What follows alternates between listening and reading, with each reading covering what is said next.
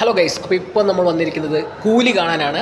പത്തനാപുരം ആശീർവാദ് സിനിമാസിലാണ് വന്നേക്കുന്നത്. അപ്പോൾ ഞങ്ങൾ പടം കാണാൻ പോവുകയാണ്. തിയേറ്ററിലെത്തി. അപ്പോൾ പടം എങ്ങനെ ഉണ്ടെന്ന് കണ്ടിട്ട് പറയാം. ഓക്കെ.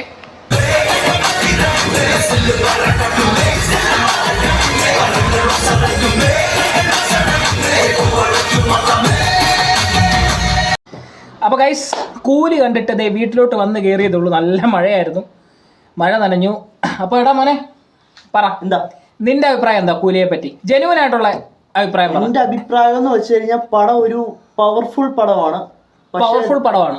അതെ, നമുക്ക് ഓരോ സീൻ ബൈ നമുക്ക് എടുത്തു പറയാൻ പറ്റും. പക്ഷെ ഒരു ലോകേഷ് കൈതി വിക്രം സിനിമ പോലെ അത്രയ്ക്കും വന്നിട്ടില്ല, ടോപ്പിലല്ല പടം. ഇത് LCU അല്ല, സ്റ്റാൻഡ് അലോൺ മൂവിയാണ്, ലോകേഷ് പറഞ്ഞ പോലെ തന്നെ. പിന്നെ ഫസ്റ്റ് ഹാഫ് മാത്രം കുറച്ചൊരു ലാഗായിരുന്നു. സെക്കൻഡ് ഹാഫിൽ വരുമ്പോഴത്തേക്കിനും കുറച്ച് ഹൈ മൊമെന്റ്സ് ഒക്കെ നമുക്ക് കിട്ടുന്നുണ്ട്. പിന്നെ ഇത് LCU അല്ല, സ്റ്റാൻഡ് അലോൺ മൂവിയാണ്, ലോകേഷ് പറഞ്ഞ പോലെ തന്നെ.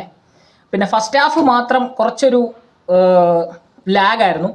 സെക്കൻഡ് ഹാഫിൽ വരുമ്പോഴത്തേക്കിനും കുറച്ച് ഹൈ മൊമെന്റ്സ് ഒക്കെ നമുക്ക് കിട്ടുന്നുണ്ട്. പിന്നെ വേറെ ഒരു പഞ്ചില്ല വില്ലന്മാർക്ക്. ഇപ്പം നാഗാർജുന തന്നെ സ്ക്രീൻ വൈസ് സ്വാഗ് കാര്യങ്ങളൊക്കെ ഓക്കെ ആണെങ്കിൽ പോലും ആ വില്ലനെ കുറിച്ചുള്ള ഒരു ബിൽഡപ്പ് മാത്രമേ ഉള്ളൂ. നമുക്ക് ലോകേഷിൻ്റെ പടത്തിൽ കിട്ടുന്ന പോലുള്ളൊരു ഇത് കിട്ടിയില്ല. എന്നിരുന്നാലും തിയേറ്ററിൽ തന്നെ പോയി കാണുക. ഒരു വൺ ടൈം വാച്ചബിൾ പക്ക രജനി മൂവിയാണിത്. രജനി ഫാൻസിനൊക്കെ എൻജോയ് ചെയ്യാൻ പറ്റുന്ന ഒരുപാട് മൊമെന്റ്സ് ഉണ്ട്. ഉപേന്ദ്ര സാറിൻ്റെ ഒരു എൻട്രി ഉണ്ട്, അതെങ്ങനെ ഉണ്ടായിരുന്നോ?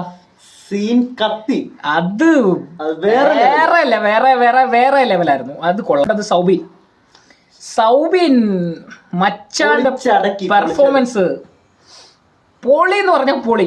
ആ ഒരു രക്ഷയില്ല. സൗബീൻ കൊടുത്ത റോള് പക്കയായിട്ട് സൗബീൻ ചെയ്തു. ഞാൻ വിചാരിച്ചിട്ട് ഒരു പക്ഷേ രജനീകാന്തിനെക്കാട്ടി കൂടുതൽ സ്ക്രീൻ സ്പേസ് ഉള്ളത് സൗബീനാണ് സ്ക്രീൻ സ്പേസ് ഏറ്റവും കൂടുതലുള്ള ഈ പടത്തിൽ. അതാണ് ഇതിൻ്റെ ഒരു പ്രത്യേകത ഞാൻ പറഞ്ഞിട്ട്.